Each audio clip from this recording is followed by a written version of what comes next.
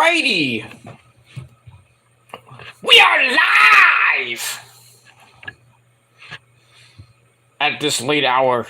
Well, we are live for video number, 3.5, but I'm going to call it 4 on your Fatal 4-Way Monday night, April the 24th, 2023. Or if you're watching this video on the replay, it is now April the 25th, 2023. Thank you all for watching, and we're back. Messed up my intro, damn it. So I'm gonna do the end. So sorry about the little delay there. So anyway, but thank you all for watching on video number 4 on your Fatal 4-Way Monday night, April the 24th, 2023. Or like I said before I got cut off, if you're watching on the replay, April the 25th, 2023. Thank you all for watching right here on the main channel, Killer of Demons 669. Thank you all for watching. My name is Peter Joseph, but you knew that by now, and if you don't, now you do. That's pretty much it. So thank you all for watching here on the channel. Once again, my name is Peter Joseph. Thank you for watching here on Killer of Demons 669. Make sure you like the video, hit that subscribe button down there in my motherfucking pants, otherwise known as the description box below, on this channel, my other 4 main channels, which are down there as well. Just search down there in the description box, and you'll find them. So subscribe now, and don't forget to follow me on Twitter and Instagram, friend me on Facebook. You gotta be real. If you're not, you can go to hell and rot for eternity. But, as always, share the video all over the internet. Don't forget to tap and slap that bell. Basically, treat it like it's your motherfucking bitch. Or treat it like the New Jersey Devils did tonight to the New York Rangers. Fucking. Damn it. But hit that bell, turn on all notifications so you don't miss a goddamn video. And if you do, well, you lose. You're out. You're out of here. But if you're not getting my notifications, don't blame Neil and his team of monkeys. It's just going to have to unsubscribe, resubscribe again, hit the bell again. And hopefully, and turn on the notifications again. So hopefully that'll work for you. If not, then search my name and my channels, and hopefully you'll get that. You find that and go to my videos section, my shorts section, or my live section. And the latest video will be right there for you. And you can also go into those sections and watch my past videos that you might have never seen before. But it is what it is, and that's that. Alright, so that's pretty much it. Now, you can tell I'm pissed off tonight because the fucking Rangers lost tonight. Played like crap tonight. They win 2 in New Jersey. They come home to a raucous MSG crowd on Saturday. Good game. Not saying anything bad about Saturday's game. Good game. They lost in overtime. 2-1. And then tonight, they just stunk up the joint. Came out flat. Garbage. You were down 1-0 after 2. They tied it up early in the third. The crowd was getting like, yeah, let's go. Let's get to that 3-1 lead. We can finish this off in Game 5. Right? Wrong. I'm telling you, those Devils are fucking pesky. And they took the lead 2-1. They got an empty net goal near the end of the game. So once again, the New Jersey Devils beat the Rangers 3-1 in Game 4 of the Eastern Conference quarterfinals. Now the series is not at 2 apiece. Game 5 Thursday night at The Rock in that shithole city of Newark, New Jersey. Gonna be a big game for the Rangers. They don't win Thursday. I don't think they're gonna win Saturday at the Garden for Game 6. So I'm thinking there's gonna be another year that the Rangers do not finish a series off when they had the chance to finish the series. If this goes 7, I'm gonna be pissed. Because if Rangers win, whoever they meet in the second round is going to be pretty much well rested, because the Rangers are going to come in, probably having like 1, maybe at most 2 days of rest, and they're not going to be at home, obviously, depending on who they play. They face the Bruins, forget it. I'm saying it right now, the Rangers ain't going to beat the Bruins if they go 7 in this series. But they have to finish it off in 6 to get at least an extra maybe day or 2 of rest. And hopefully the Bruins will choke. But we'll have to see what happens tomorrow. Game 5 of that series in Boston tomorrow night. I believe, I think Tampa Bay won tonight because they were beating the crap out of Toronto. So Tampa Bay's winning. I don't know what the series is in there. The Islanders are about to go bye-bye. So that's one New York team gone. And Florida, if they don't win tomorrow, they're gone. So I think the Bruins, whoever they face, or be the Rangers or maybe Carolina or maybe Tampa Bay or Toronto, whoever they face they're gonna be well rested after tomorrow, because I think the second round starts next week, barring whatever it does happen in the other series. So, but if I'm the Rangers, I'm pissed off. And we got to go to the Rock, which is basically our second home, and we got to come out guns blazing, get some early goals, and do what we did the first 2 games and just beat them up. But now they changed the goalie, and the goalie looks like he's freaking what's his name? Martin Waugh. That used to play on the Canadians. You remember that guy? Or Martin Brodeur. The second coming, I guess. You know. But it is what it is. So we'll see what happens with that. And, yeah. Pretty much that. So, hopefully the Rangers win on Thursday. And, Saturday, Game 6, I'll be at the bar. I'm not going to go to the game. I'm not going to go to the game this time. But, because I got so much stuff to do over the next, really, 11 and a half days. So, we got all that. Because I'll be going away in about 11 days. So even if the Rangers get into the second round, I may go to at least one. I might even go to the MSG, for Game 3. But I'll be watching in spirit. But it is what it is. So that's that. So like I said, for those of you who are tuning in, I am going to be on my mental health / vacation in, as of this video, 11 days. So I will be gone for a month. Because I got work. I got to do some work down there, and then over there in La La Land. So pays to be good, you know what I mean? Pays to know what you're doing when you have a good job. But most of the time it's work, but the other half is going to be getting my mind right and getting kind of out of New York City and everything. Because I just need a change of pace and I need a change of scenery. But it is what it is. So we got that. So I will be missing Backlash and the big pay-per-views this month, next month I should say. Battleground. I'm not going to even see Battleground. I could care less for Battleground. I'm going to miss Double or Nothing. I'm going to miss Night of Champions. So that's going to suck. But I will be back for the first Raw of June. I'll just say that. June 4th I think I'll be back around June 4th or June 5th, hopefully. But that could change, when I finalize, coming home. Hopefully, a month from May 6th is June 4th, so I'll be back by June 3rd, June 4th. So I'll be back doing videos full time June 4th, but when I'm away, I will probably not do any videos at all.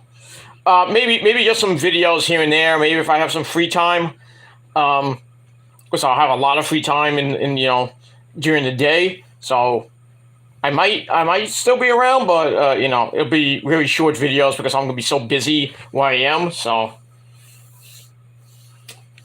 it is what it is. I could do some engineering and Well, first part is work based. Second part is my actual vacation. So, but which part I'm going to, you won't know. Where the vacation is and where work is, you won't know. So, it doesn't. You don't need to know. So, because you're a bunch of stalkers, you don't care. I mean, you'll care. You're like, Here's to you. This is what you can do for a whole month. Fuck off. Rotate on my cock. That's all I gotta say about that. Because you can't learn how to keep my name out of your mouth and keep my dick out of your mouth. Because that's why you love how I dictate. You know what I mean? Because you love how my dictates. Love so long, you love my milk. You can't get enough of it. Time to hop off and find somebody else. You know what I mean? Maybe a younger dick. I don't know. But it is what it is, and that's pretty much all I gotta say about that. So after hopefully gonna get SmackDown and Rampage video up next Friday. But depends on when my flight is. And my flights are like 8 o'clock in the morning. I'm not even doing that SmackDown Rampage review. Fuck it. Because I'll be out the night before anyway. And then I'm gonna be in pack mode, so I'm already halfway packed anyway. So I just count down the days. I got some other things to do before I fully. I'm almost fully packed. I'm like 85% packed. So 85, and the missus is coming with me too. So we're both halfway packed. Well, she's halfway packed. I'm fully packed. If you know what I mean. Fully packed down there. But I digress on that. So yeah, so I'll miss you guys, when I'm away for about a month, but I'll keep you guys updated when I can. Just for like random short, I might do a random short, or just like an update video, just an update video maybe on my, I might do a on location, edition of the Shadow Slayer. Probably be episode, I don't even know what episode I'm up to now. I think 64, 65. Do that.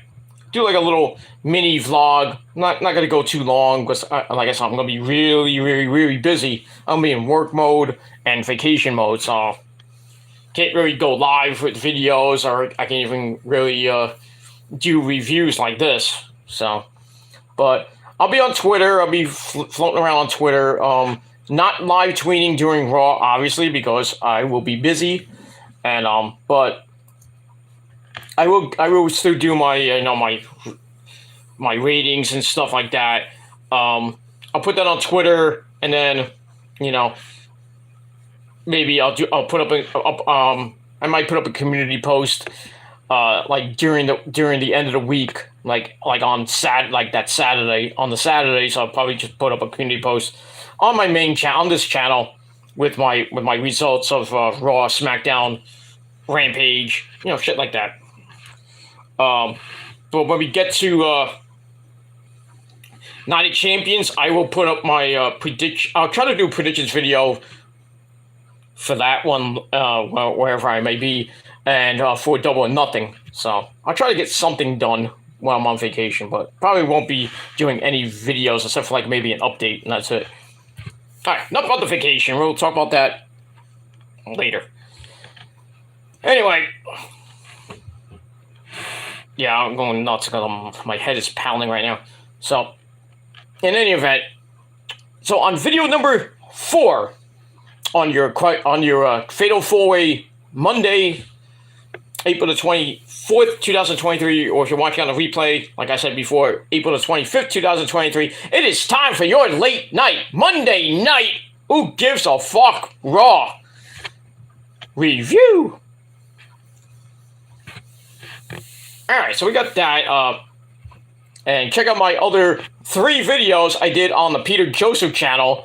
I did a lot today. I mean, I talked about CM Punk being backstage at Raw. And then he got kicked out by Vince McMahon. Bastard. So check out that video, doing very, starting to climb up the charts. And then the first video I did of the day was the New York Jets. Oh boy, did they do some good shit today. The New York Jets have finalized the deal with Aaron Rodgers. So, Mr. Discount Double Check, the guy who used to play for the Packers, yeah, he's now on the Jets, and he will be wearing number 8, I believe. I don't know why he's not wearing 12. But he's supposedly wearing number 8. I don't know who thought of that idea, is wearing number 8. But the Jets got him officially now after 6 weeks of kind of like, where is he going? We don't know. Might have been going to the Niners. No.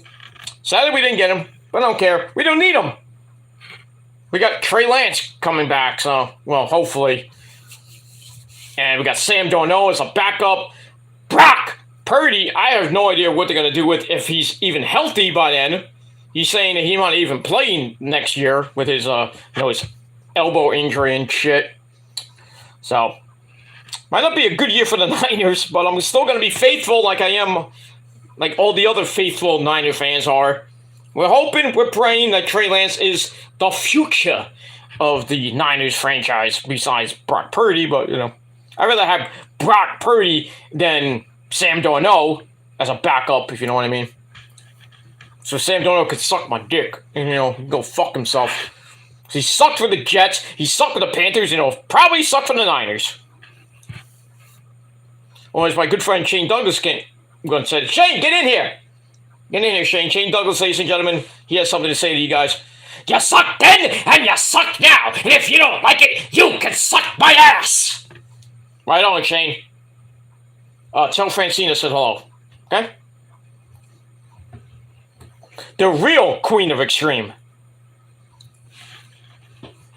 Just saying. But yeah, Sam Darnold sucks. Period. And that's it. So, check out that video. I did my reaction to Rodgers coming over to the Jets for a first-round pick, the number 13 pick in the draft, which starts Thursday. And the Jets will pick number 15. And then they gave up a 6th-round pick that nobody cares about. And that's pretty much it. So check that out. And then I did a reaction to the new World Heavyweight Championship belt that was introduced tonight on Raw. Thanks to Hunter. So check that out. That's going up the charts. Already almost 200 views already in the last 4 almost 6 hours. About 4 to 6 hours already. Almost 200 hits. So I did something right. I don't get views. You don't know me too well. But I digress on that. But anyway, so check those videos out in the description box below. Share them with your friends, and hell, leave a comment if you feel like it. And by the way, on that reaction video to the World Heavyweight title, I got some comments. So people say I don't get comments on videos. Your videos suck. Yeah, I'm doing 200 hits. I'm like, I don't get views. My videos suck. Mm-hmm. Yeah, that's why you have a channel that's been around for like 10, 15 years and don't get shit. 0 subscribers. Well, at most, you have a channel that's 6 months old and you only got 5 subscribers. And not a lot of hits, so. Fuck you, man! Fuck you! That's pretty much it. Keep on sucking, baby. Keep on sucking. That's it. Alright, so let's get into Raw with your Monday Night Raw review for tonight from Chicago, Illinois at the Allstate Arena. And Vince McMahon was backstage. He was running this show tonight. I'm not saying it wasn't a bad show. I'm not saying it was a good show. It was kind of like this. Meh.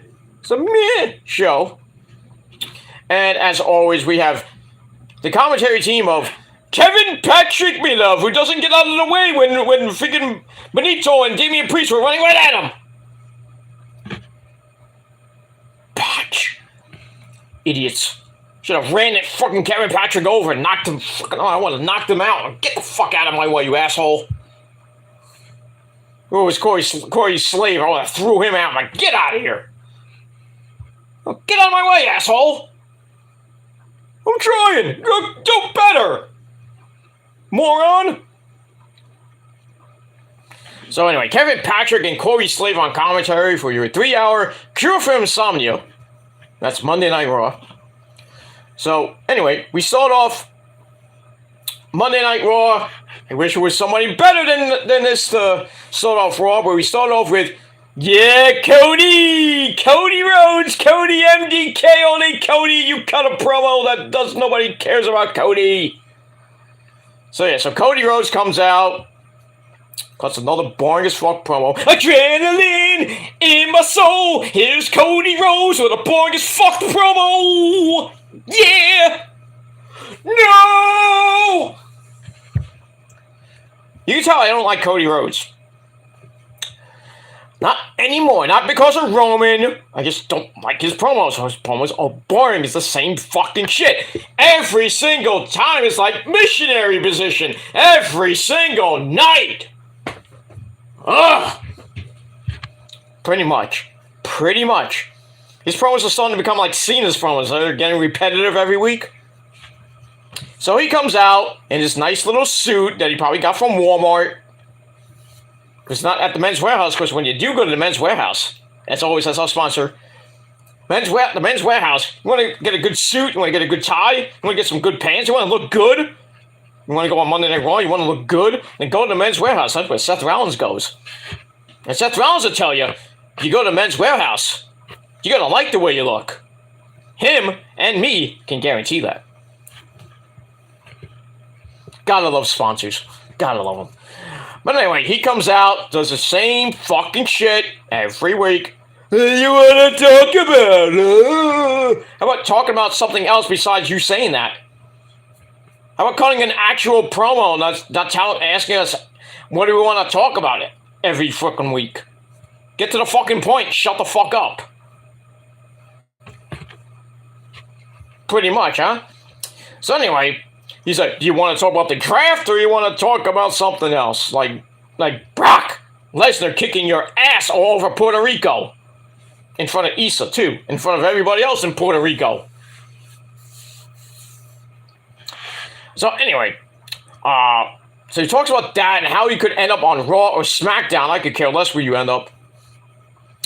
And his match with Brock Lesnar. So he praises Brock for his combat sports accomplishments. Oh, you forgot that he was multiple-time World Heavyweight Champion? You dumbass. It says, that's ironic as Brock waited to get the drop on him when his back was turned about 2 weeks ago. So Cody then shows us some stills of the attack a couple weeks ago, and he wants to show us something else. He takes off his tie, throws it into the crowd. I'm like, please throw it back. Why did anybody throw his tie back or his garbage Walmart shirt that cost $10? Throw it back. Nobody wants that. But they kept it, and I put in Issa's chat. That's on eBay now for a penny. Made Issa laugh on that one. Anyway, because that's what I do. Besides other things.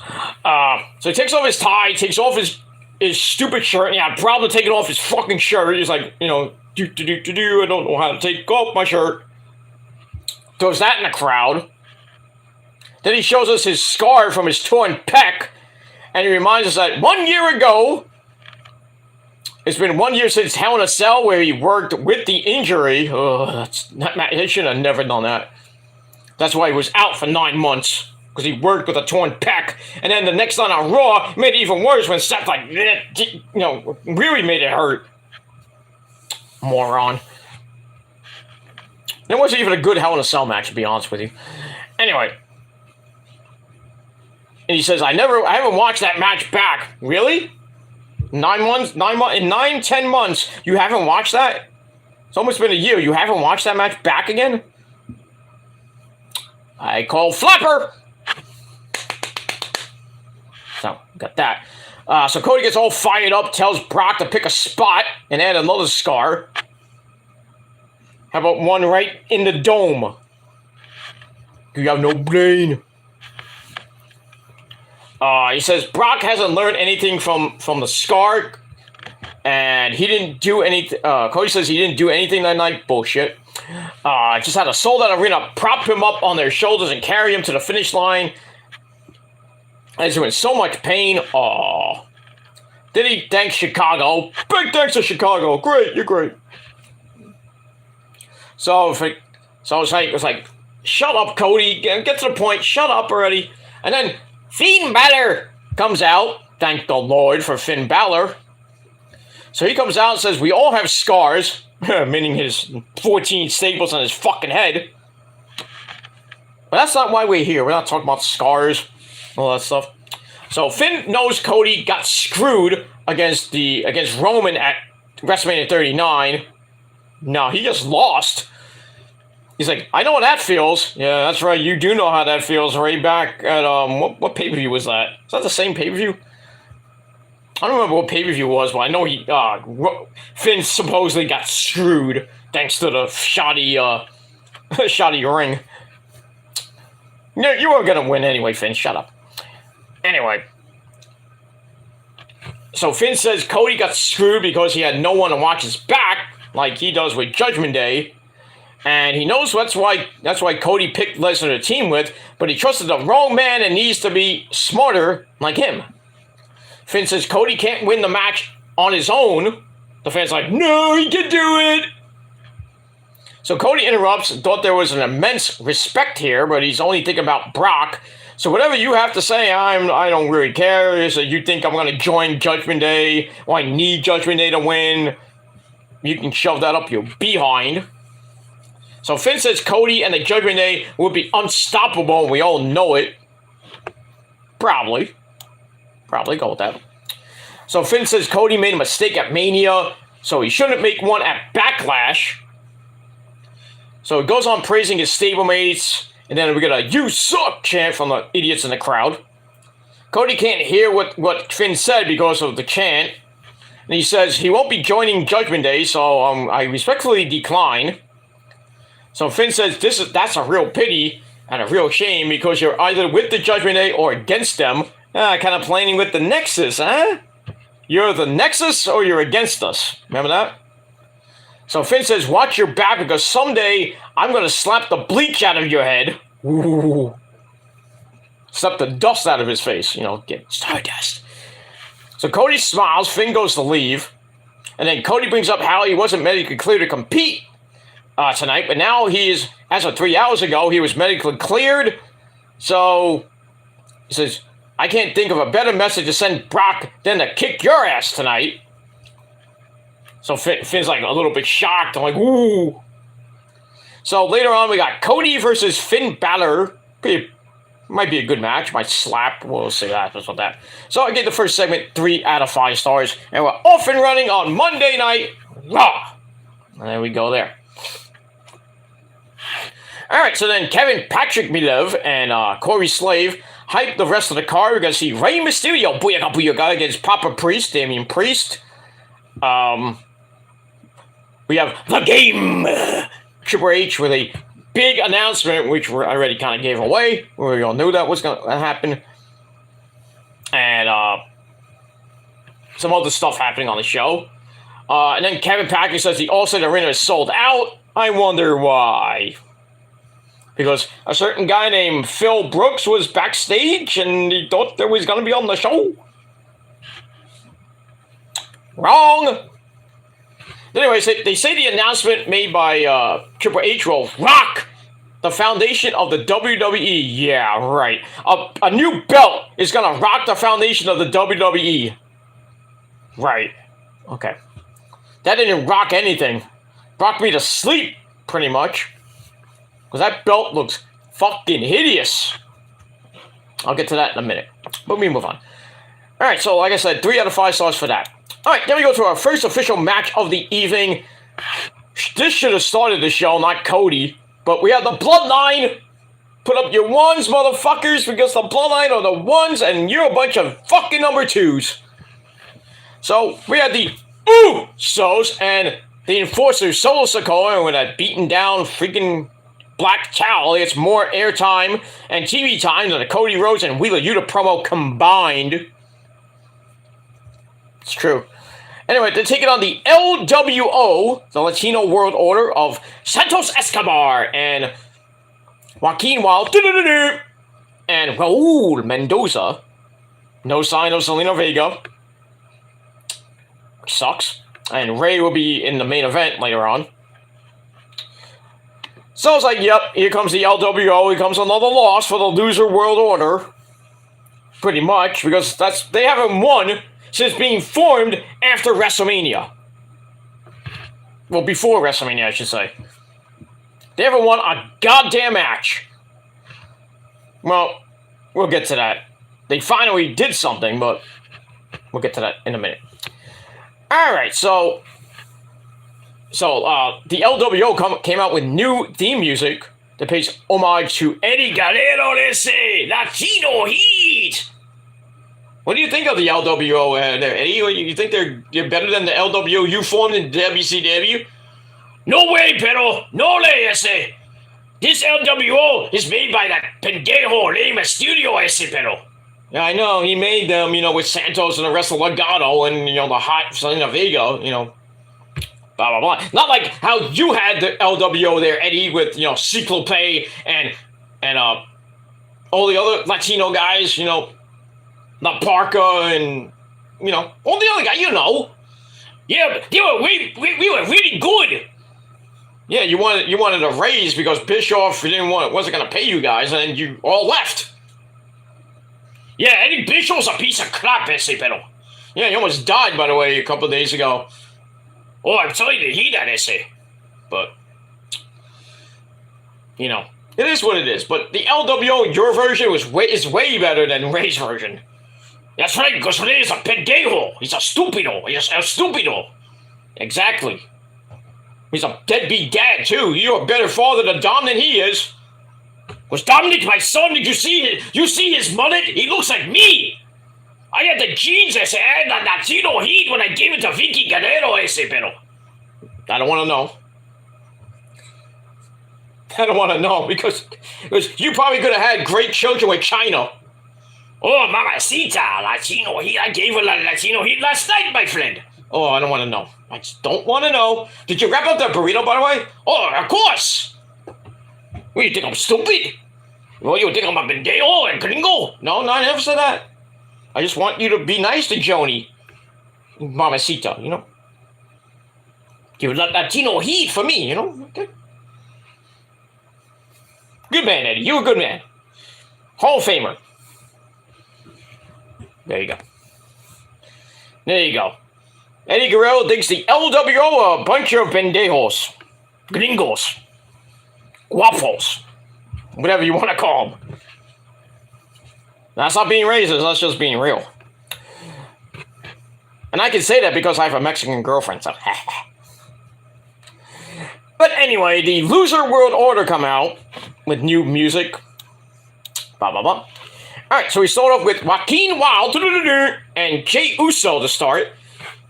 And Joaquin gets a arm drag and a drop kick for a little bit of a cheer from the crowd. Jimmy then comes in and the Usos start beating the fuck out of Joaquin Wild in the corner. They tag in Solo Mibuki, Solo Sikoa. And 3-on-1 beat down on Joaquin Wild. And then eventually he gets the hot tag to Santos Escobar.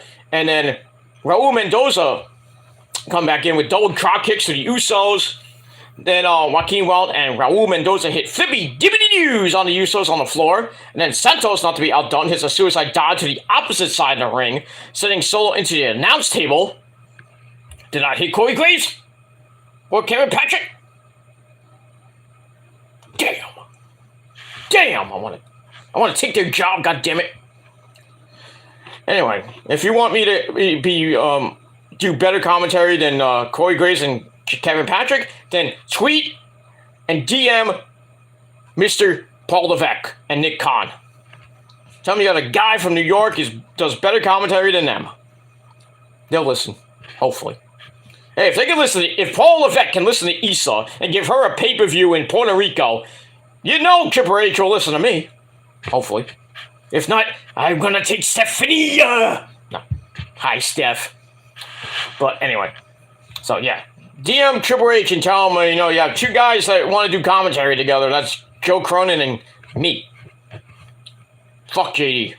JD can do commentary with his cat. But I digress. Anyway, so we go to break. We come back after they pose and all that shit. Come back. Solo dominates Joaquin Wild in the middle of the ring. And then, Joaquin Wild stuns Solo, drops him with a tornado DDT. Santos and Jimmy then tag in. They go at it. Santos runs a muck on Jimmy, knocks Solo off the apron. And then Jimmy rocks Santos because hits with a jumping knee strike. And then Jimmy dumps Santos to the apron, runs into an enziguri. But Santos comes back with a top rope crossbody for a very near fall. Santos goes right back up. Jimmy nails an enziguri to put him right back down.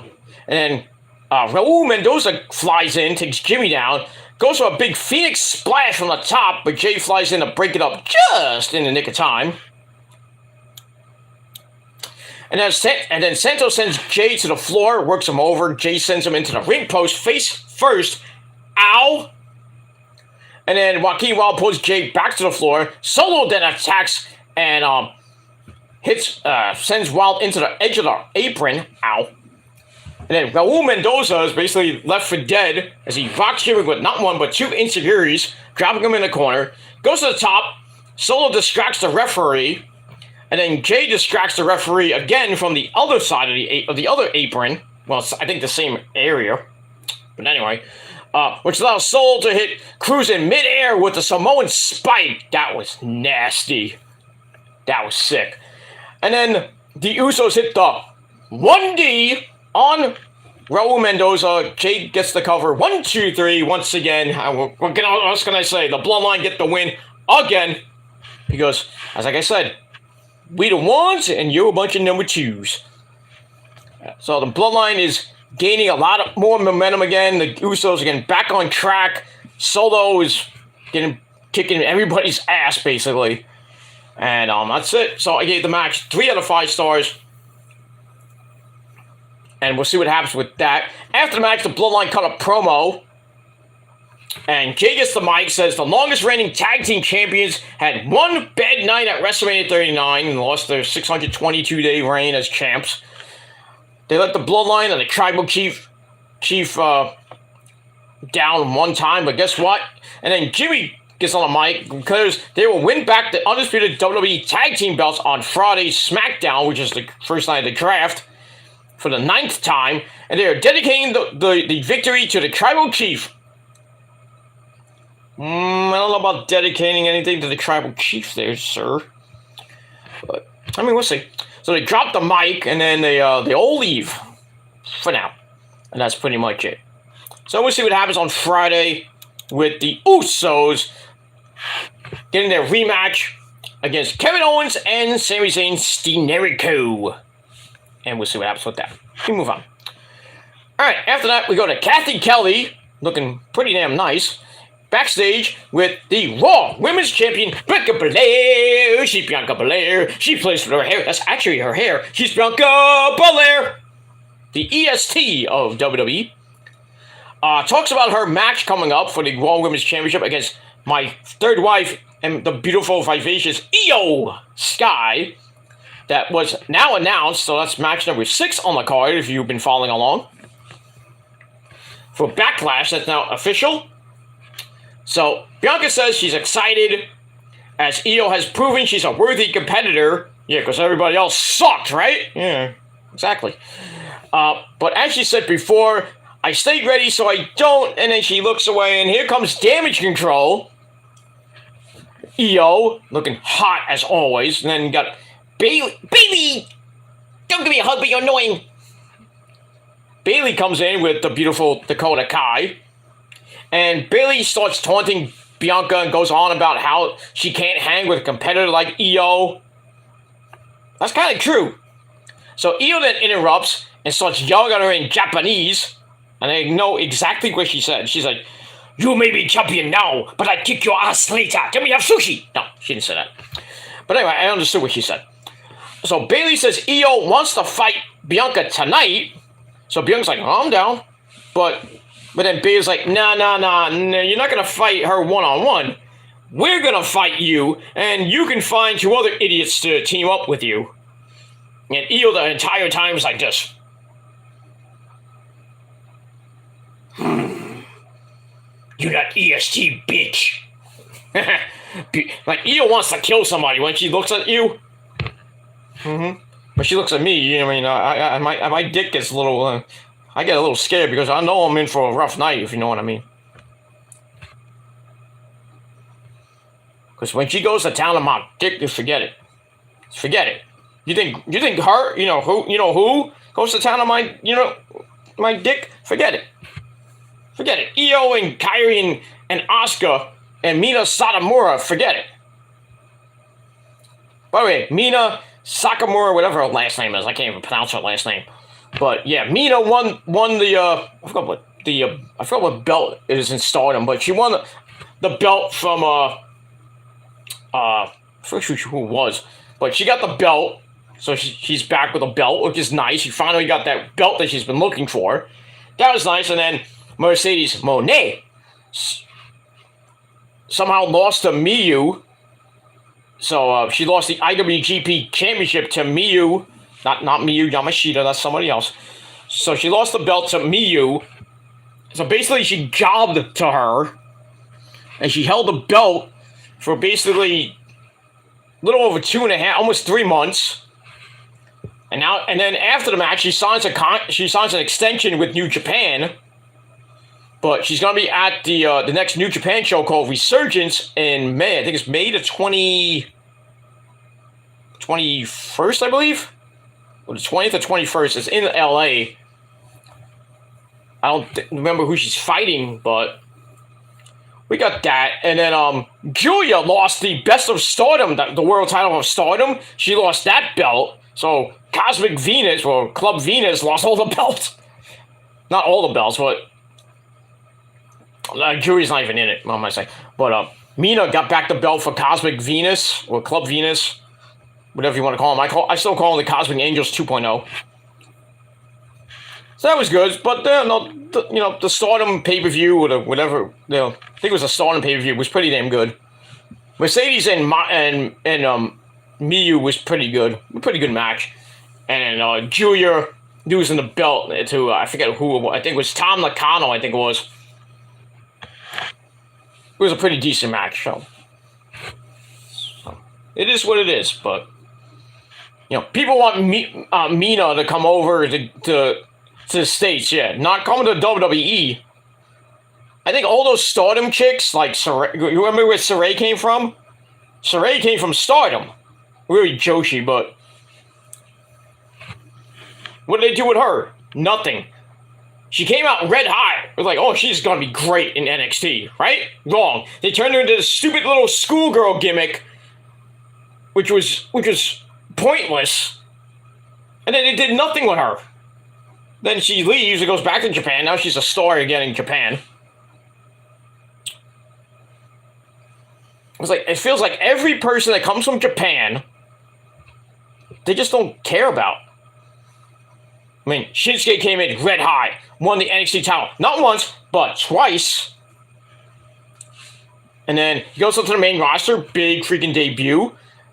He wins the Royal Rumble, which was great. I thought he was going to beat AJ, did he? No. He had that stupid little feud with AJ that every match ended with a nut shot.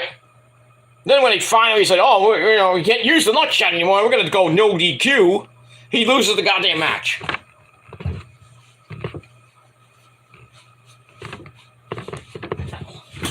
Sorry, dropped something. Oops. Anyway, he did that, so... And then, he gave him the Intercontinental title. He had a pretty good run with it.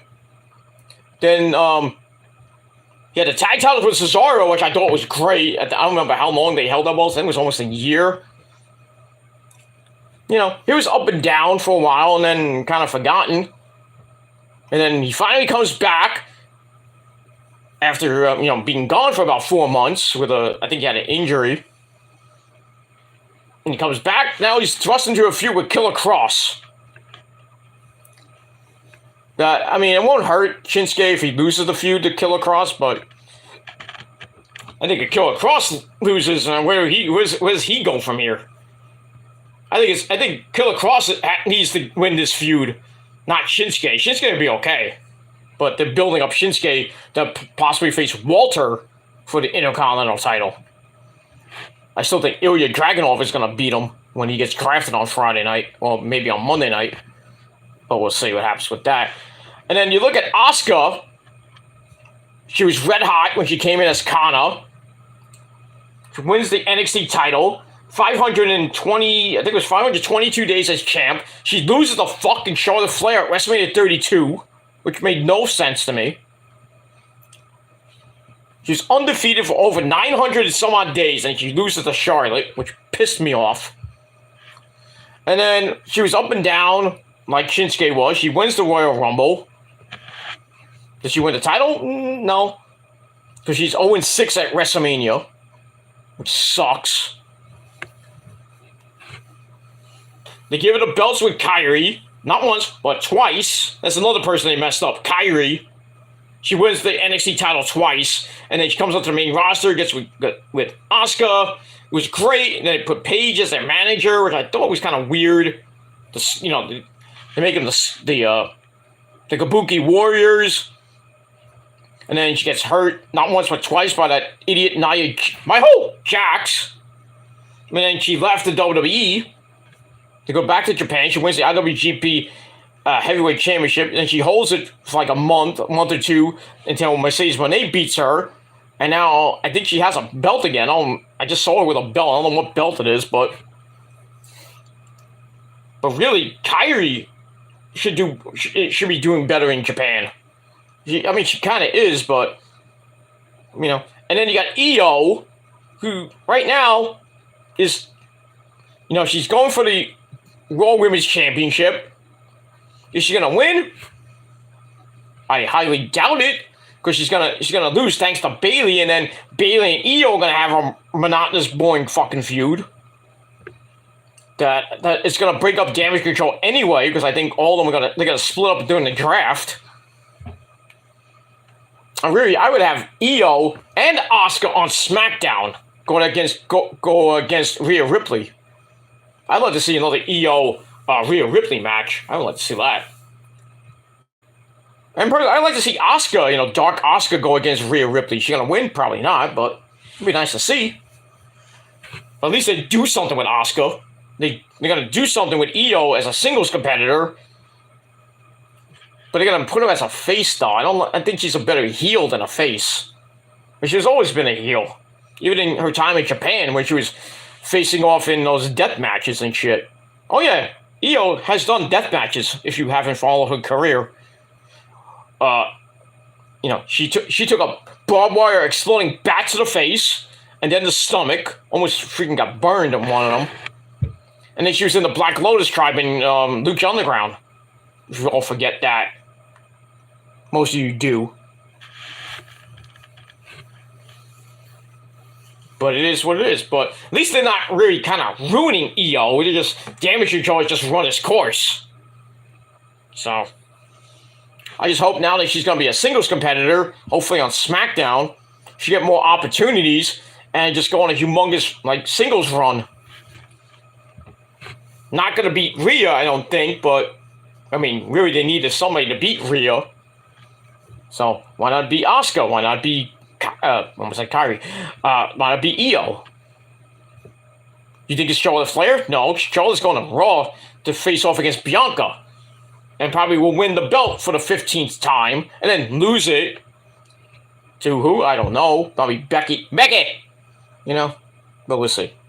But it seems like all the Japanese people that come over from Japan have, start off good, and then they kind of flake out after a while, and then you're like, oh, they should go back to Japan. And then they're like, okay, we'll give them a push again. And then, back down the drain they go. It's simple math. Simple. Well, that's all I got to say about that. Alright, so we got a 6-woman tag team match coming up with Damage Control against Bianca and 2 mystery partners. I wonder who those can be. We'll see what happens with that. Alright, so I give that 2.25 out of 5 stars, and we move on. Alright, still to come, we got Bad Bunny. Benito is going to be gracing us with his presence later on in the show. So we got that. Alright, so we go to break, we come back, we're in the Bloodlines locker, well, the off their lounge, off locker room, whatever you want to call it, dressing room. And then my cat's going nuts. Wrestling cat is going nuts today. Maybe I heard. Watch this. Benito! You can't see it, but she's going nuts. She has I put a towel down over there for her. You can't see it, but you having fun there? She's over here on her mat, which is next to me, and now she's on the big couch, playing with her towel. You having fun? You having fun? Wanna come over here? Come over here. Yep, here she comes. Here she comes. You want to be on TV? Hmm? Want to say hello to your fans? No? You want to say hello to your fans? Okay. Not tonight. Maybe tomorrow. Are you sure? You want to come? Hmm? Want to come up? Hmm? Woogie? Come on. Huh? You know, she wants her treats. I'll give it to her in a little bit. But Wrestling Cat says hello. The official Wrestling Cat, the tribal cat, if you will. If you will. You know how Roman's the tribal chief? Well, Zuzu is the tribal cat. The official tribal cat of this so-called community. That is not really a community. But the official cat of the WC. No YWC, because there is no YWC. The YWC died in 2015. Now it's the WC about to die. Because they will die. I guarantee that. But anyway, move on. So the Usos and Solo Mibuki are in the back. And Jay's on the phone with somebody. Probably Roman or the wise man. My name is Paul Heyman. Informing them of the win over the LWO. So Jay finishes and he turns around and sees Sami Zayn watching him. So he's like, "What do you want, Sammy? You want to get your butt kicked, Sammy?" So Sammy's like, "I'm not here to fight." Yeah, right. He's like, "I can't believe you guys are dedicating your soon-to-be win to Roman and not doing it for yourselves. You're just doing it for Roman, just, to be in the good graces of Roman." So he has a point. So Sammy says, "Me and Kevin are not losing the belts, so what's going to happen with Roman when you guys lose on Friday night? It's not going to be good, and the Usos don't deserve any of that." So Jay's like, "What do you care, Sammy? Why do you feel so bad about us? Why do you care about my life, Sammy? Leave me alone." So Jay's like, "Don't feel sorry for me. Don't worry about what's going on over my on the bloodline. You made your choice, and like it or not, I made my choice too. So that's it." So he walks off, and Sammy just looks. So Jay made his choice to stay in the bloodline, stay true to Roman, which is a good choice. And Sammy just chose to be with a guy that hates him so much, and that's Kevin Owens. And we'll see what happens with that. So kind of mind games playing around. Sammy's still thinking like, "Oh, you're gonna leave Roman. The bloodline is gonna crumble by SummerSlam, blah blah blah," which probably won't. And that's pretty much all I gotta say about that. So we will move on with that. So I gave that 3 out of 5 stars. All right, then we get a video package on how WWE Hall of Famer, the lovely Trish Stratus, oh yes, turned on Becky last week, well, like 2 weeks ago, with her comments on Becky from last week. She looked fucking hot. But anyway, she looked hot then. Now she came out to do a promo in the back with Kathy Kelly. She still looks amazing. She can definitely get that vitamin D in the pooper and out of the pooper. But anyway, Trish has asked if she has any insight into what why Becky isn't here again this week. So Trish says, "I got a secret. My baby's got a secret." Madonna hit. Huh. I mean, if you hate Madonna, fuck you. But anyway, Trish says, I got a secret. Becky is not doing so good right now, obviously.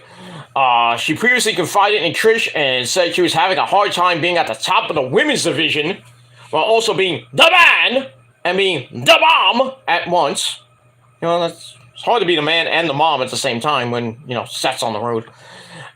So Trish says she also has these things going on in her own life. But she's driving unlike Becky. Yeah, because Trish, you know, Trish has 2 kids and Becky has 1, maybe working on number 2. We don't know that. But at least, you know, Becky has a better looking husband than Trish does. Sorry, Trish. Share that with me. But I digress. Anyway, Trish saw Becky cracking under the pressure and decided to take her out of her own misery. And she says Becky should be sitting at home watching and saying, "Thank you, Trish." So Kathy thanks Trish for her time. Trish says Kathy is like, "You get it, Kathy. You understand me." And then Corey Graves like, "Yeah, I do too." Shut up, Corey. You got your own bitch to worry about. Come on now. No offense to Carmella, but I mean, come on. But it is what it is. You know, Carmella's still trying to have a baby with Corey. You know, after all the sad stuff about that happening. I really hope her and Corey do have a kid. I mean, you know, because it's always a great time in your life to have a kid. But I like to have a kid someday. But you know, sometimes you don't feel like having a kid. I don't care if I don't have kids. I don't give 2 shits. They're a pain in the ass anyway. Most of the time. It's good to have a kid, but, you know, they grow up too fast. I mean, look at my freaking grandson's almost going to be 7 years old. Jesus Christ, he's big. It's a handful. But I digress on that. And we will move on from there. Alright, so Trish, you know, basically saying, you know, Becky is cracking under the pressure of being the mom and the man. It is what it is. And that rumor of Trish possibly facing Bianca maybe at Night of Champions, I go for that. Trish getting one more run as champ, I'm not so fond of, but then again, maybe it leads to Trish versus Becky at SummerSlam. Becky gets the belt back, I think, for the Raw Championship, I think back for the 3rd, maybe 4th time. I can see that, Becky getting the belt back and holding it for a while. Until I don't know who beats her. Maybe Charlotte, but I don't want them to do another Charlotte-Becky match. Ugh. Or just keep Asuka on Raw and maybe do Becky and Asuka again. But, Or they do another one more Trish Lita match. I don't know, because Lita's kind of sloppy in the ring. But, you know, if they're going to go that route, maybe Trish will win that match anyway and then eventually lose to Becky. But we'll see. We'll see what happens. But I gave Trish's segment 2.5 out of 5 stars, and that's it. All right, then we have our next match. We have the tag team match between the Street Profits, Angelo Dawkins, and Montez Ford as they take on the former remnants of the Hurt Business, Shelton Benjamin and Cedric Alexander. It was a pretty quick match. So Corey Graves said this could be the last time that we see the Profits together because they could split up. But all reports saying that the Profits are going to stay together because I don't think, even if they do, it'll be a shock because they said that they'll never break up. Always that word, never say never in wrestling. So, but if they do break up, you know Montez Ford's going to go on a humongous singles push. But we'll see what happens with that. All right, so we start off with Shelton and Cedric already out of the ring. Shelton Benjamin starts off by knocking Dawkins off the apron with a high knee. Then he goes at it with Montez Ford, who unloads on Shelton, but Shelton catches him in midair for a big-time slam. Cedric Alexander comes in with a Michinoku driver for an air fall. Almost look a little sloppy, but still, we get it. Cedric then unloads on Montez. with ground and pound punches. And then tags back in Shelton, but Montez catches a kick. Shelton Benjamin ducks a kick. And then Montez follows up, or misses a follow-up, but then hits the enziguri. Gets the hot tag to Angelo Dawkins. Comes in like a house of fire. Comes in with a flying back elbow. Then a corner spinning splash. Then a big kick. And then Dawkins with the silencer. Goes to the pin. Shelton Benjamin broke it up just in the nick of time. And then the Profits take turns on Shelton. But then Cedric rolls up... Cedric gets a roll up for a near fall. Dawkins with the big slam to Cedric. And then Montez Ford comes in, goes up top, hits the frog splash from the heavens. 1, 2, 3. The Street Profits get the win. Pretty quick match. What are you going to do? The Profits stay on the winning track, and that's pretty much it. So I give the match 2.5 out of 5 stars. After the match, the Profits stand tall, their music hits, we go to replays, and then they play to the crowd in Chicago. Because they were wearing, like, Chicago Bulls type gear. But we get all that. And we move on with that. Hopefully they don't break up. But then again, I mean, you do need tag teams in WWE. Even with the Yes Boys. Ooh, coming up in the draft on Friday night. Or possibly on Monday night. So I would keep the Profits as a tag team. Because there's not that many tag teams in WWE at the moment. On the main rosters. But we'll see what happens with that. Alright, so after that, we find out that Triple H is going to be next with his huge announcement. So we go to break, we come back with the game! Triple H, Paul Levesque, in the ring with a big smile on his face. So you knew some shit's about to go down.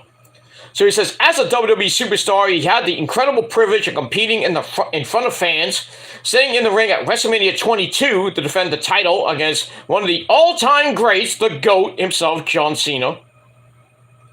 Not the GOAT. Now he has the incredible privilege of ensuring WWE is all it can be in the Army for generations going forward, which is why he's out here to talk about the current undisputed WWE Universal Heavyweight Champion, the Tribal Chief.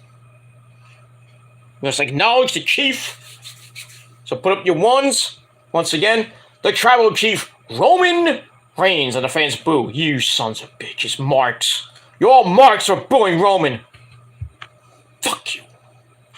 Anyway, so Triple H points to how Roman is coming up on 1,000 days as champ. We'll be hitting that in about 4 weeks from now.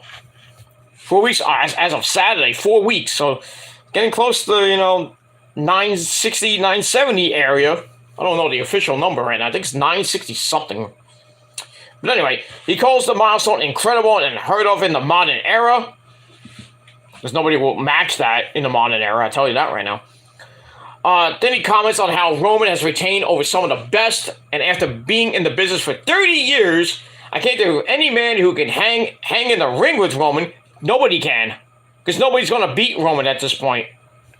Nobody. I don't care if it's Cody, or it's Braun Breaker. I don't care who it is. It could be the schmuck in the 13th row. Roman is going to stack, smash, pin, and continue on until he just doesn't want to be the champ anymore. 3, 4, 5 years, 6 years from now. Because we'll hit 3 years.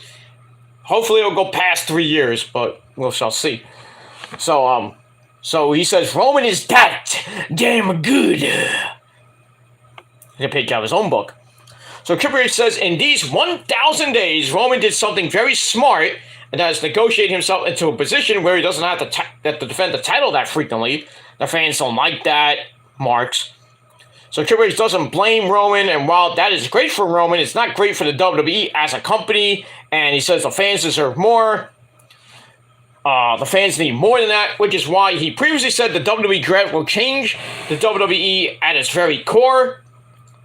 So then he says when Roman gets drafted to whichever brand he goes to, but we all know he's staying on SmackDown, he will take his current title with him and stay there. Keyword, stay there. While the other brand will determine a new world champion. So he unveils the new WWE World Heavyweight Championship, and it will be crowned a new champion at Night of Champions on May the 27th in Saudi Arabia.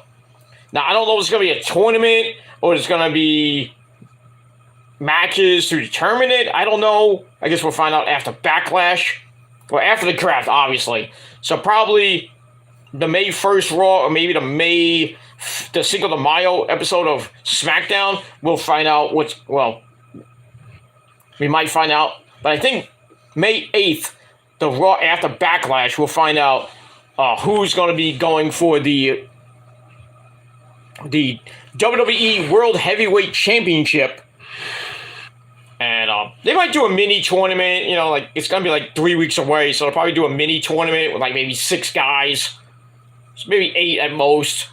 So they have the first couple of matches on Raw, like first 2 weeks, they have the first round, and then the finals will be semifinals and finals will be at Night of Champions, but probably the finals will be at Night of Champions anyway. So then we'll crown a new WWE World Heavyweight Championship. So Triple H unveils it, and if you saw my reaction on the Peter Joseph channel, go watch it, because I'll say it again, the belt looks hideous. It is horrible. It's just a gold belt. The big gold belt comes back, but they take all that lettering that used to be on the big gold belt, took that off, and it looks really smaller than the big gold belt. Kind of looks a little bit smaller in my view. But they took the big gold belt and put the WWE logo right in front of it.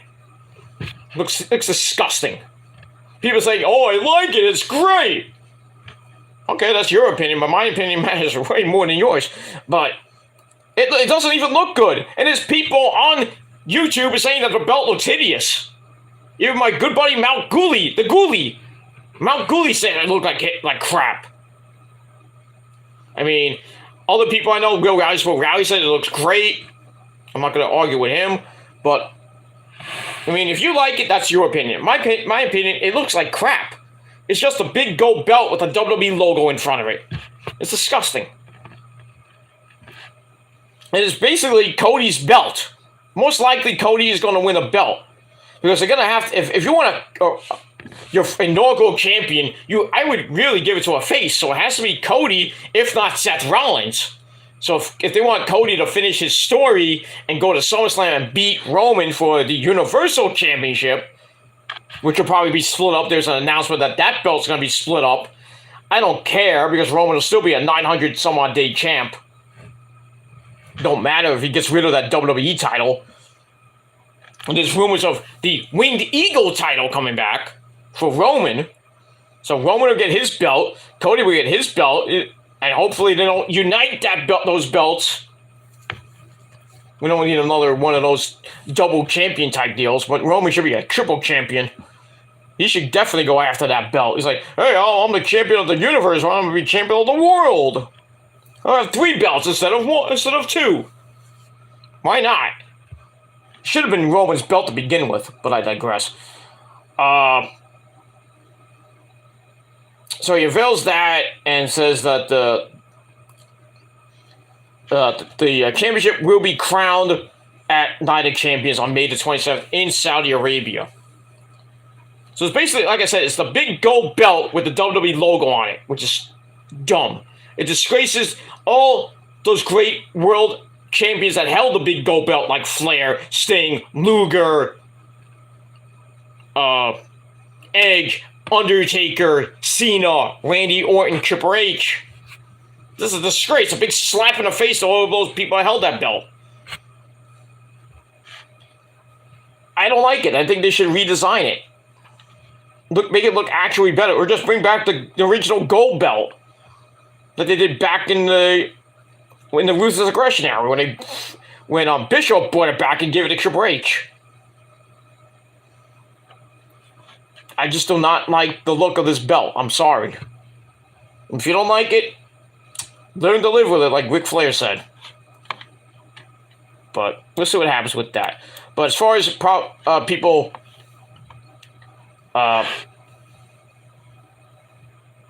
win, they should win the belt. Probably the first champion, I think, would be either Cody or Seth Rollins.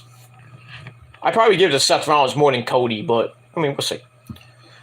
Also, Triple H said that this will be a champion you can be proud of, you can respect and admire, one that will defend anywhere, any place, any time, all over the world. it will not have to demand your acknowledgement, kind of a dig at Roman. This champion will earn your acknowledgement and earn the title of World Heavyweight Champion, and that's pretty much it. So I gave that 3.25 out of 5 stars. So we got a new belt. It's going to be crowned at Night of Champions in a month from now, and we'll see who is going to be the champion, and that's it. But I still think it's going to be Cody or Seth Rollins. We'll see in a month's time. All right, after that, we see how Bad Bunny was put through a table by Damian Priest a couple weeks back. And then Kathy Kelly is in the back with Judgment Day waiting to talk to Damian Priest, but Finn and Priest have a little bit of a disagreement, and then Dom, ex-con Dom Mysterio, Dominic Guerrero is there. So Finn asks Priest, am I in trouble? And they're like, no, you're okay. Finn asks Priest if he's invisible as Kathy just wants to speak with Damian. I think, Judgment Day is going to break up because Damian wants full control. So he's probably going to be his faction with him, Dom and Rhea, and then Finn's going to go on his own, probably be a face again, and then form his new club with AJ whenever he returns, and the Good Brothers whenever they come back. I don't know what they're doing, man. I think the Good Brothers are working in New Japan Strong. I don't even know what they're doing. Just staying home, Carl Anderson is banging his hot Asian wife, so he's living a life, and Luke Gallows is probably just staying home drinking beer. Nerd, we got that. So anyway, Priest tells Finn to go get ready for his match against Cody, so he leaves. Kathy then finally gets to talk to Priest and asks about Bad Bunny being on Raw tonight. So Damian thinks it's great. He's here to promote his role as Backlash host. And then he comments on Bunny's music success. Says he had some WWE success when he had his back. The whole thing with Miz and Morrison. Back at WrestleMania 30, what year was that? 36, I think it was. 36 or 37. Anyway, so Priest says, I don't go to Coachella to get in Bad Bunny's business, so he shouldn't come to my house and do the same to me. So then Dom says Bad Bunny can watch Priest take care of his deadbeat dad. Sad. That's all I gotta say about that. So pretty good promo. We'll see what happens later on in the main event. So I gave that 2.5 out of 5 stars. Alright, then we get another hype video for Bronson Reed. He sees no one can compete with him. Nobody as strong, as fast, and powerful as him. Basically, that's it. Nobody can beat him, and he tells all the people to keep posing for selfies and kissing babies because none of them can measure up to him. So, could be the new United States champion, but we'll see. I don't get that. All right, so I give that 2.25 out of 5 stars. All right, then we go to the 6-woman tag team match.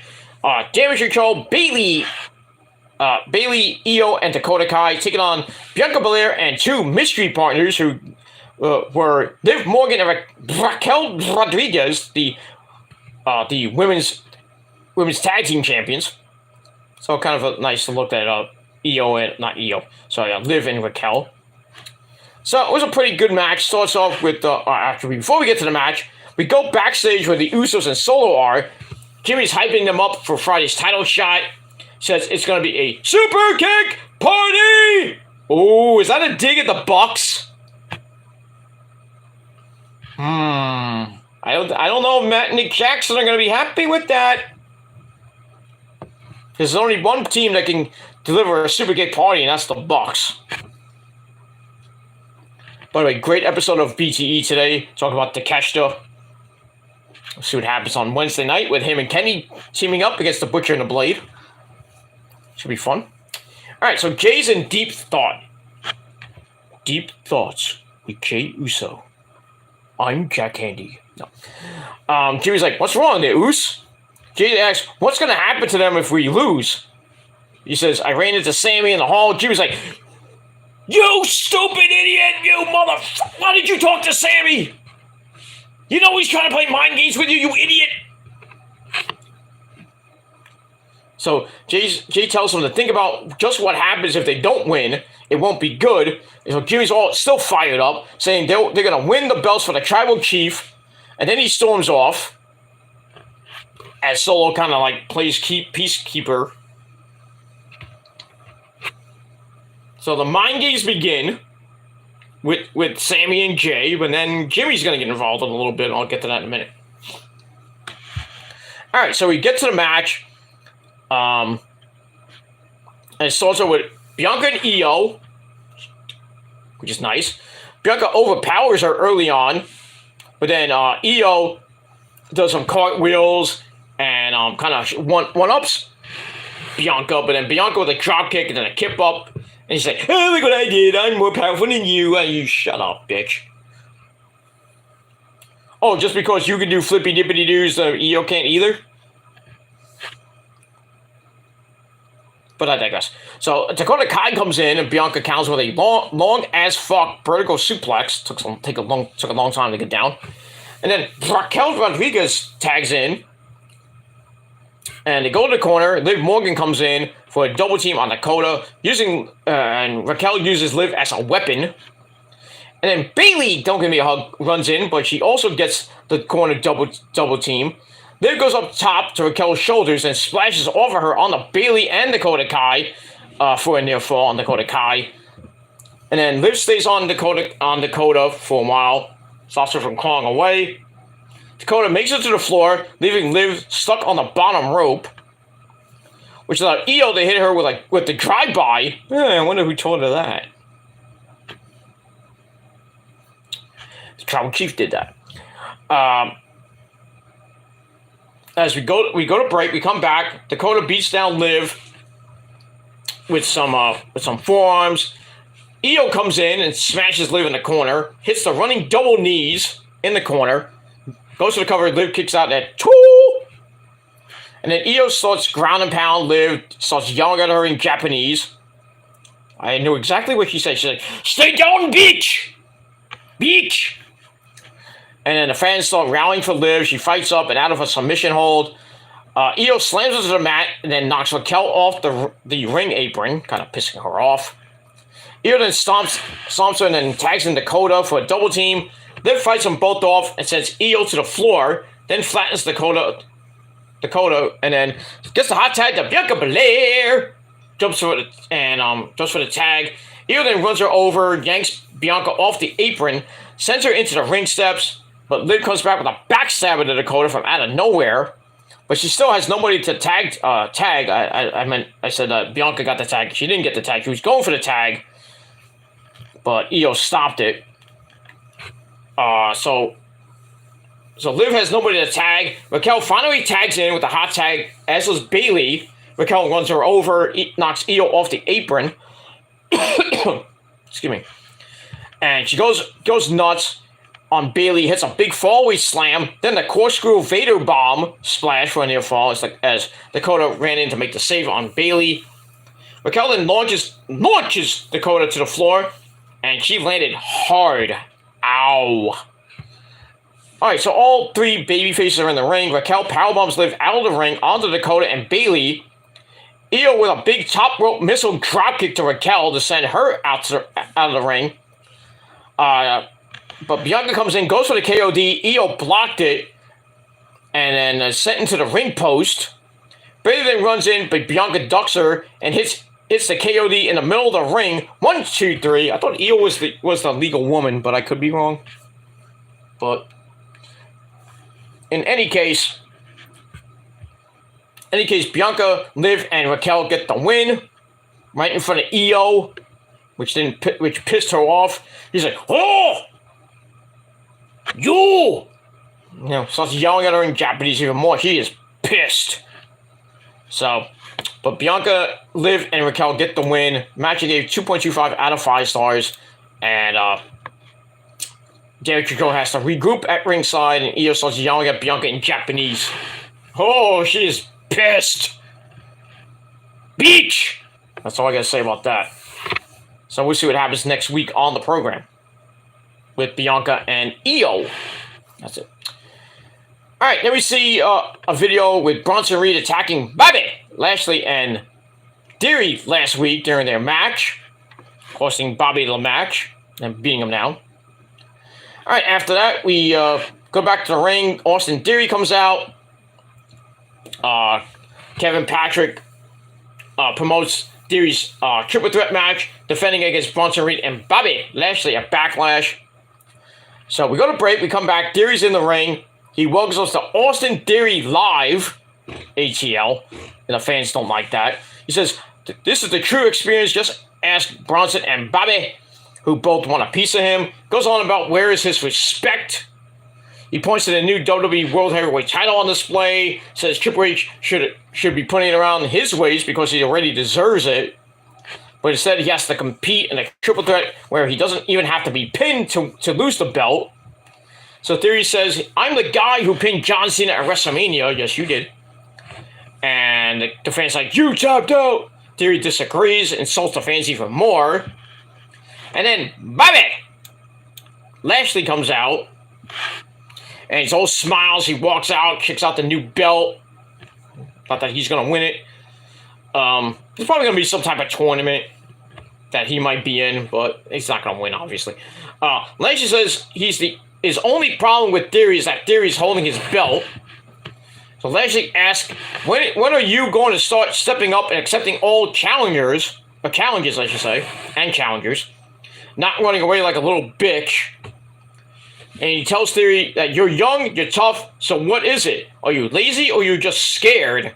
So Theory's like, oh, I'm scared? Oh, didn't you want the match? So Lashley says Theory should be welcoming all opportunities to defend the belt because Lashley would have done the same thing. He's a fighting champion. And he reveals he's the one who asked for the triple threat match. So Theory says, oh, it's just so easy for you to get the match, right? But where was your match on the WrestleMania 39 card there, Bobby? Ooh. That's true. Where was your match? You just came out like, oh, look at me. I won the Andre the Giant Battle Royal. So Lashley says, I should knock your teeth down your throat for just saying that.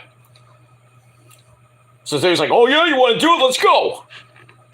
But first, Theory attacks Lashley. Lashley ends up taking him down. Big, humongous brawl ensues. They go to the floor. And then Lashley scoops up Theory for the ring post. But Theory slides out and shoves Lashley head first into the ring post. But there's Bronson Reed. And then Lashley decks him. And they start brawling. And then Austin Theory and Bronson Reed double team Lashley at ringside. So they kind of formed a little bit of a union for the moment. Theory holds Lashley into the ring post. Then Reed smashes Lashley on the ring post. Ow, from behind. They bring Lashley in the ring. Theory hits the A-Town down. Knocks him out. Theory then stands over him, talks trash, holds up the belt, and then turns around, and Bronson Reed hits a standing splash, then a senton. Goes on top, hits a tsunami on him, lays out the champ, and Lashley goes out to recover while Bronson raises the belt over Theory in the middle of the ring. So we'll see what happens with that. I'd like to see Bronson Reed win the belt. I just have this other feeling in the pit of my gut that Austin Theory is going to retain. But I'd like to give it to Bronson Reed, but we'll see what happens with that. And we move on with that. All right, so I gave that 3 out of 5 stars. All right, then we go to the back of, I think it was from earlier today, where we have Elias and Rick Boogs still together. I don't know why they're still a tag team. Anyway, Boogs is stressed over the WWE draft and everything else that's going on. And then Chad Gable comes in. Oh, thank you. Shush. Shush, please. Oh, thank you. So he comes in and explains to Rick Boogs how the craft works and how tag teams can be split up. But he says, not to worry, I'm going to petition for me and Otis to stay as a tag team. And then Otis comes in. Gable says Alpha Academy will remain intact. I doubt that. And then the lovely Sophia Cromwell comes in. Maxine Dupree, looking fabulous. Oh. Says she made sure she goes wherever Otis will go. So Gable and Maxine Dupree start arguing again over who has Otis as the number one guy. And then to make this segment even worse, Mustafa Ali comes in, the guy that's all positive. Says all you need to have more of is a positive mentality. He says he knows Gable is worried, but if Gable splits from Otis, he can finally reach his potential and maybe become the WWE World Heavyweight Champion. I doubt that. And then he says, but that would mean the end of Ali's life as I know, his life as he knows it. And actually, I'd rather be a loser without Otis. Like, you're going to be a loser in our match coming up later. I'm like, oh, great. We have to see that. So Gable basically says, sheesh, to Ali. And now Otis defends Gable to Gable and tells Ali, Gable is going to show you a shakedown tonight. Okay. So I gave that 2.25 out of 5 stars. I did not really care for the segment. It's just another way for Alpha Academy to eventually break up. And that's pretty much it. And we move on with that. So 2.25 out of 5 stars for that.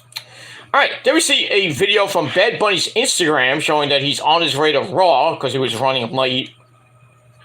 Probably missed his flight or something like that. I don't know. We got that. Alright, then we go to Chad Gable and Mustafa Ali right away. Otis and Maxine Dupree are at ringside. Then we see them go in the ring. Then we go back to commercial again. We come back, and the match starts. Mustafa Ali and Gable. Actually, the bell rings. They go back and forth for the first couple minutes. But a pretty quick match. Ali flies, but Gable yanks him out of the air with a big dragon suplex for a near fall. And then Maxine Dupree is distracting Otis at ringside, showing her boobies. You can't miss that. Ali counters Gable with a big tornado DDT. Goes up top, but has to roll through on a shooting star press.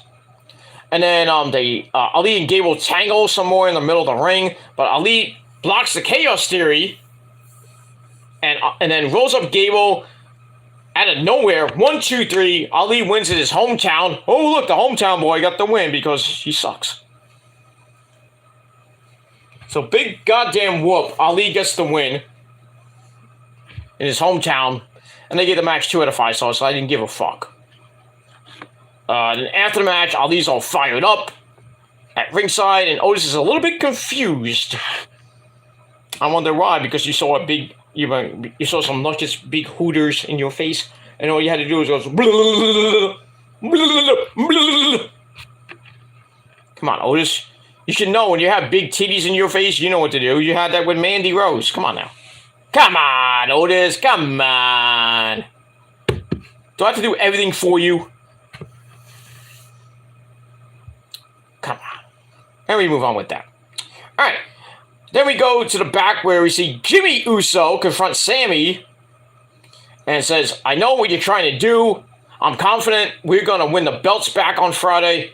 He brings up Sammy's recent history with Kevin Owens. And says Kevin used him to get the gold. And when they lose on Friday, Owens is going to turn on him again. Then again, it could be Sammy turning on Kevin. You don't know. Jimmy says Sammy would deserve every bit of it. And then he tells Sammy to worry about yourself, not what's going on with us. So, playing mind games. So we're gonna see what happens on Friday. So I like it, and I gave it 3 out of 5 stars, and that's it. Let me move on. All right. Then we go to our next match: Finn Balor taking on Cody Rhodes. Match was pretty good. Finn came out by himself, obviously. Cody came out to more pyro that he had to pay Hunter and Nick Conman for. So bell rings, they lock up, they trade holds, they break, the fans start chanting for Cody, then they lock up again. Finn Balor gets the upper hand, takes Cody down. Cody comes right back with a headlock takeover in the middle of the ring. Then he picks Balor out of midair to his shoulders, drops him into a gut buster for a near fall. Cody goes back with right hands. Finn goes to the apron for a breather as fans start booing. And then Cody brings Balor back in the hard way with a long vertical suplex. Goes to the cover. Finn kicks out of that too. As we get another look at the WWE World Heavyweight title. How many times we're gonna see that every week for the next month? Maybe Roman should come back Friday and just look at us like, I look good with another belt around my sexy waist. But then again, I digress. Anyway, Cody with some ground and pound of Finn. Finn fights back to his feet. He fights out of a hold, but Cody reapplies the headlock. Finn breaks it. They run the ropes. Cody leaves for a crossbody, but Balor moved and he collides with the ring ropes. Ooh, that had hurt. Cody goes to the floor to recover, and then Finn falls out, slams the arm into the announce table, and then he looks at the belt. And poses by it. It's like, oh, look, I'm the champ now. Cody takes advantage, rushes back in the ring to regroup while Finn has his back turned while he's posing as we go to commercial. And then we come back from break. Balor is still focused on the arm. And gets still on the offense. Cody with a big slam, his patented power slam. Then he hits the disaster kick for a very near fall. Balor comes back. Blocks Crossroads, but his counter, I think he was trying for 1917, gets blocked. But then Balor blocks on a Cody cutter, drops Cody with an inverted DDT for a near fall. Then he stomps away while Cody is down. He hits a sling blade, then he running corner dropkick, the shotgun dropkick in the corner. He goes for it, Cody blocks with a super kick. Comes right back, hits the Cody cutter, not as great as the Gilmore cutter. Bang! But Balor kicks out at 2. Cody goes for a powerbomb and gets blocked. Then Finn hits the double stomp to the ribs. Then the shotgun dropkick in the corner. And he has Cody in the drop zone. He goes up top for the coup de grace, but he lands very badly. Cody moves out of the way just in the nick of time. Then he kicks Balor, goes for Crossroads. But Balor with a really crappy cradle. I don't know if that was botched or Cody tried to reverse at the same time. But in any event, there's a near fall. They get back up and fight. But Cody nails a pedigree, of all moves, the pedigree, in the middle of the ring. And Cody riles the crowd up while stalking Balor. Then he nails Crossroads 1, 2, 3. Cody Rhodes, your winner. Match was pretty good. He gave it 3.25 out of 5 stars. After the match, Cody stands tall on the ropes. He's posing. And then we get more hype for Cody versus Brock at Backlash. And then Cody makes his exit and goes bye-bye. That's it. Let me move on. All right. So we go to commercial. We go to back where Seth Rollins is about to come out and grace us with his presence. As the announcers hype Rollins versus Omos for no apparent reason at Backlash. So after that, we come out. Seth Rollins comes out. Oh, burn it down! And he comes out with another great fit from the Men's Warehouse. And I don't have to remind you that when you go to the Men's Warehouse, you're going to like the way you look. I can guarantee that. All right, so Rollins says he was going to come out and ask Chicago how they feel about his Backlash match with Omos. But if you can believe it, something bigger has caught his eye. And he looks at the World Heavyweight title. And the fans like, you deserve it. Pretty much. So Rollins walks out, asks if Chicago is thinking what he's thinking. He recalls hearing Triple H say nice things about Roman earlier in the night and mentioning the people Roman has defeated in his current reign. But did you know that who's not on the list? Seth Rollins. Actually, didn't Roman beat you? I think he did beat him. I don't remember when, but anyway. So Rollins says Roman wants you to think everyone wants what he has and wants to be him, but the truth is some of us still want to fight, and this title is an opportunity for us to fight, to push the industry forward, to have a World Heavyweight Champion that we can all be proud of, and it's about more than politics and part-timers. Ooh, come on. Roman's not a part-timer, he just does what he wants. Leave him alone.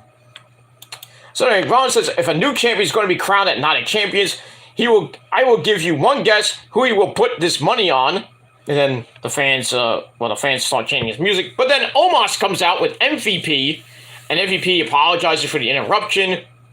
Praises Seth as one of the best to grace the WWE ring. All three are in the ring now. Omos stands over Rollins, like tall, like this tall.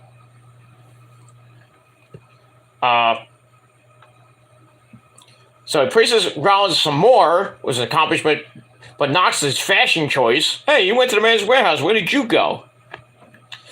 So he says getting Omos a win over Seth would be huge. Huge. With all due respect, I caution you, Seth, about making statements on his future because you don't have much of a future after the Nigerian Giant destroys you at Backlash. So Rollins looks up at Omos. Omos steps even closer to him. So Seth says, well, thank you to the fans for interrupting by singing his song. So Rollins says Chicago should thank MVP for the kind words, but to be honest, he kind of undersold his Giant. And Omos is not just huge. He's the tallest Giant he's seen in his life. He goes on and says Omos is one in a generation because he was born that way. Maybe it's Maybelline. No. So, he says Seth freaking Rollins is one in a generation because he made himself that way. And the fans are like, yay! So Seth says he should be afraid of Omos, but he's not afraid of him. And at Backlash, he would do what he does best, make Omos famous. Hey, he's taking a line out of Undertaker's book by giving him the match of his life, and bouncing his big head off the canvas. Then Omos will wake up from his 3-second nappy nap, and the arena will be singing his song. So the fans in Chicago sing his theme song, and then they have a big stare down, and then Rollins just drops the mic and then struts to the back, and that's pretty much it. So, match that should not happen. Finally gets a little bit of backstory. Not much. I could care less for it. So I gave it 2.5 out of 5 stars, and that's it. And move on. All right, after that, we go to break. We come back with a little promo for the WWE and Make-A-Wish Foundation, narrated by the man who has made a lot of children happy and those Make-A-Wish kids, because he's made a lot of wishes come true. That's John Cena. So then we see some Make-A-Wish alumni in the crowd. Okay. And then we go to the back where we see Matt Riddle talking about the annexation of Puerto Rico. Like, I care less about that, which annoys Kevin Owens with a rant on strategy for Backlash. And then Sammy comes in, and Kevin's like, where the hell were you all night? So Sammy mentions seeing Jey Uso, and Kevin goes off on him, and he's like, I can't understand why you keep talking to them. We're supposed to be the tag champs, you're talking to our opponents so much? What the fuck, Sammy? So he walks off in a huff, and then Riddle says, I know exactly how you're feeling because I went through this too with Randy. So Sammy's like, how can you possibly understand? And then Riddle's like, remember I used to be in a team called RK Bro? And being bros with Randy? And like, just like Sammy and Owens are bros. So Riddle's like, everything is going to be okay. And then Sammy's like, okay, thanks. And then he leaves. And Riddle leaves, I should say. So Riddle is supposed to be the peacemaker. He's supposed to say, oh yeah, Sammy, if you lose the belts, everything's going to be okay. Kevin's not going to be pissed. Oh yeah, he's going to be pissed. Get ready for Generico one more time in that ring. The team the two guys who will fight forever. I still think I think if they lose, Sammy might turn on him because I don't think we've seen that before in their history. I could be wrong, but especially if you follow their Ring of Honor history up to now, Kevin was always the guy that turned on Sammy. Even when Sammy won the NXT belt for the first time, and then Kevin beat him like a week or two later because Sammy had to relinquish the belt because of injury. Blah, blah, blah, blah, blah, blah. But Sammy never got, like, the revenge on Kevin and Sammy never turned on Kevin the whole time. Even though, you could say the Bloodline storyline, but that wasn't really, like, one-on-one. And even at War Games, he just did it for the Tribal Chief, so that wasn't really a turn, per se. In my eyes, it wasn't. But if you think it was, then it is. But that's it. And we move on with that. And that's it. Alright, so I gave that 3 out of 5 stars. Alright, then we get the rundown of the current Backlash card with the updated match of Bianca Belair and Io for the Raw Women's Championship. Then we get another update that Bad Bunny is now arriving to the arena. So you knew he was going to come out near the end. So then we end the show with Damian Priest and Rey Mysterio. Rey has the LWO stuff on him. So it was kind of back and forth to start.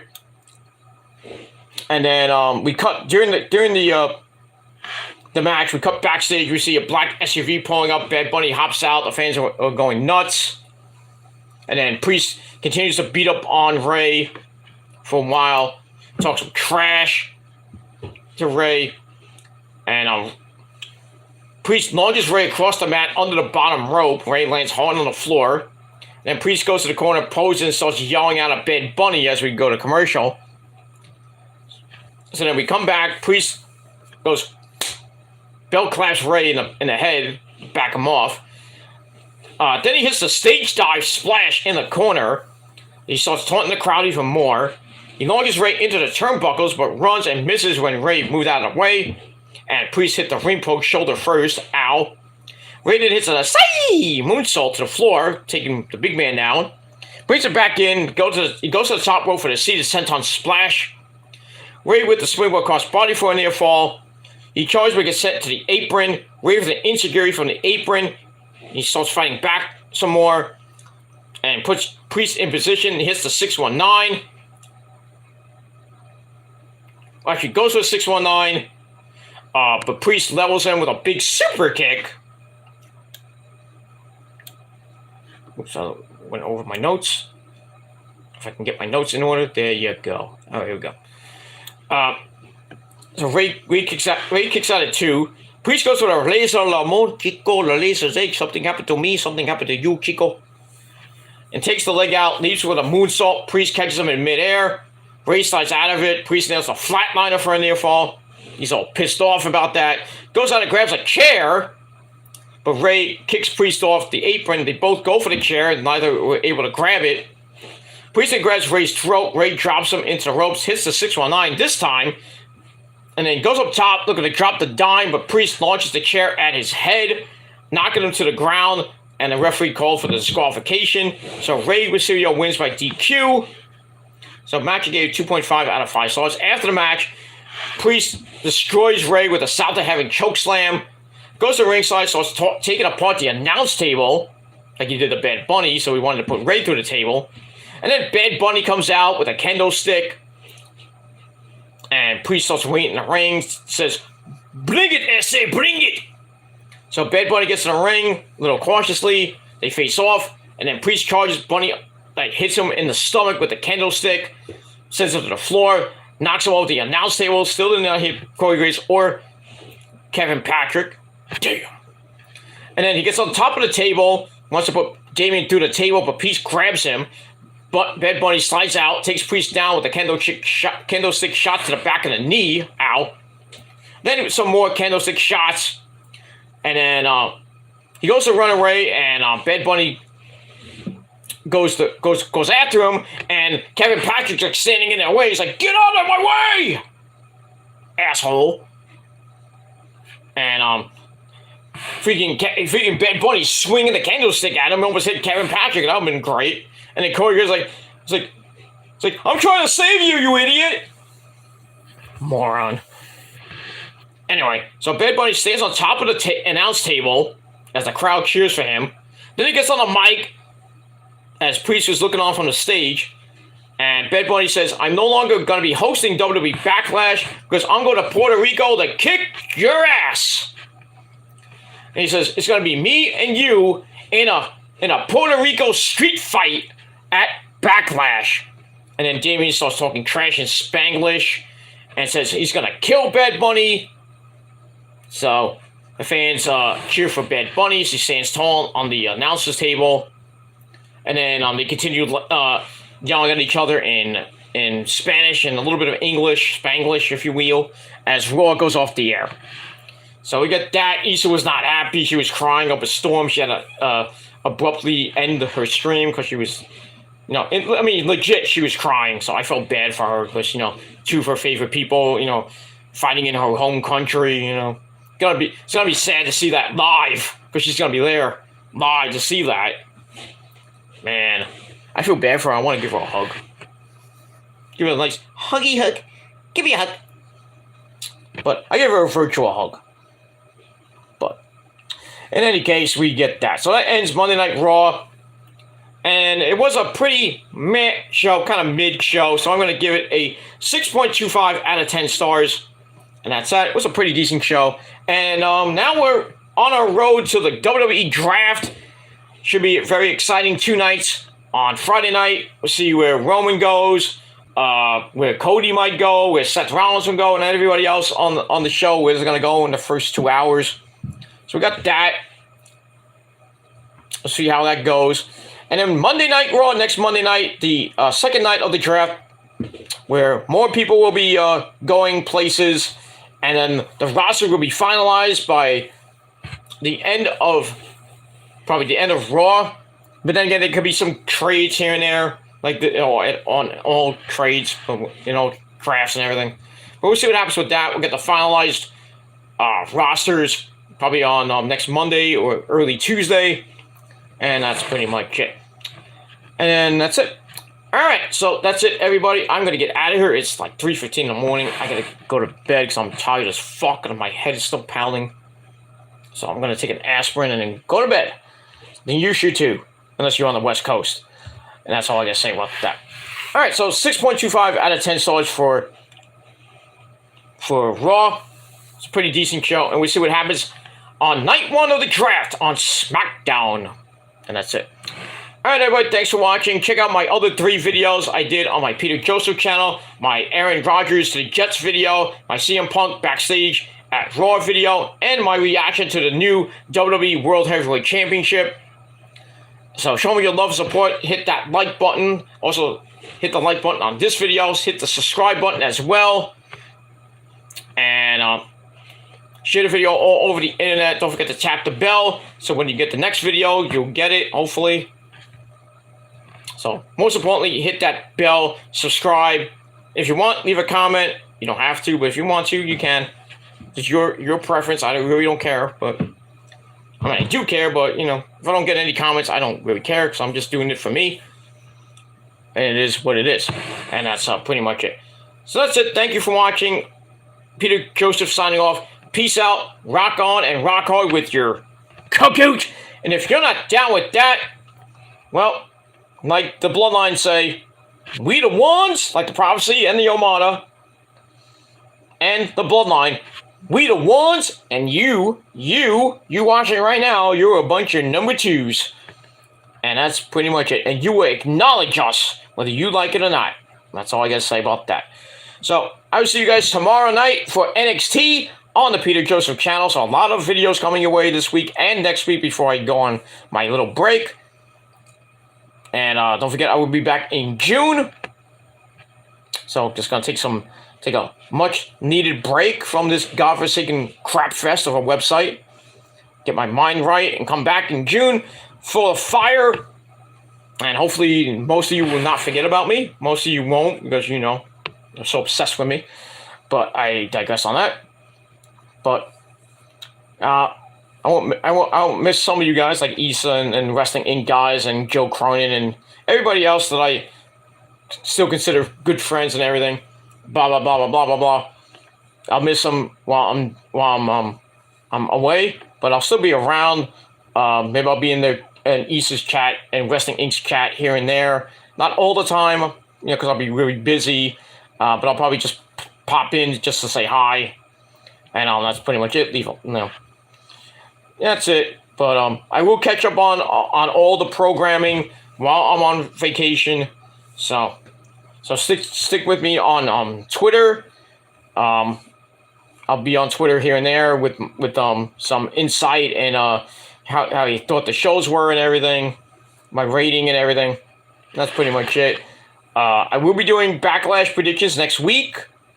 And as far as Double or Nothing, Battleground, and Night of Champions, I will be doing that separately. I'll be doing that all on Twitter. I'll probably start with Night of Champions because that comes first. And then probably Friday or Saturday, I will do Night of Champions predictions and also Battleground predictions. And then I may do a vlog on Memorial Day weekend or on Memorial Day. A really quick vlog on the Shadows Lair from on location. So we'll see what happens with that.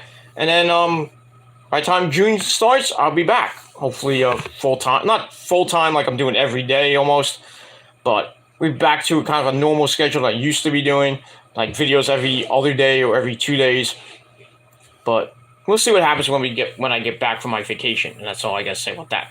But I will miss most of you, and but I will be checking in here and there when I can with some community posts. We'll be on Twitter, so you can follow me on Twitter when I have some free time, and I will be updating with a video or a short while on my vacation. Not gonna be every day, everything. I'm just gonna take a lot of time off because I need it, and that's pretty much it.